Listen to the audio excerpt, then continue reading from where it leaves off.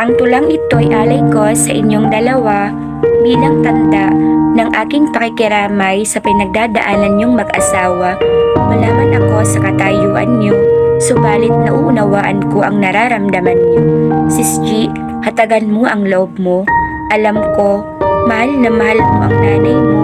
Iiyak mo lahat yan at humingi ka ng gabay sa Diyos Ama, step by step, little by little. Nawa ay maging okay ka, nauunawaan ko ang nararamdaman mo. Yasama kita palagi sa mga prayers ko. Sir Franz, palagi mo siyang patatawanin at yayakapin. Ibili mo rin siya ng mga paborito niyang pagkain. Hawakan mo palagi ang mga kamay niya. Sambitin mo ang mga katagang ito. Nandito lang ako ha, minamahal kita. Higit sa lahat, palagi mo siyang ipanalangin. Tiyak gagaan ang kanyang damdamin. Sa panahong lugmok ang isa, maging sandalan niyo ang balikat ng bawat isa. Palaging tumawag sa Diyos Ama, anumang sugat ay pagagalingin niya. Mapalad kayo sapagkat mayroong kayong ikaw at ako. Kaya magkahawak kamay niyong harapin, gaano man kasakit ang unos na dumating sa buhay niyo. Alam ko, by God's grace, makakaya niyo ang lahat ng ito. Sir Franz, kapag nakikita mo siyang nag-iisa and then malalim ang iniisip, lapitan mo siya ng dahan-dahan, sabay, kantahan mo siya ng ganito. I'm sure kahit na paano, mapapangiti mo siya. Alam ba ito? Patatawanin kita kapag di ka masaya. Bubuhatin kita kapag may rayuma ka na.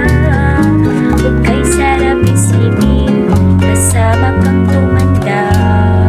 Ibibili ng balon kapag mahina ang tuhod. Ibibili ng gamot kapag sumakit ang likod. Huwag kay sarap isipin, kasama kang tumanda. Diba?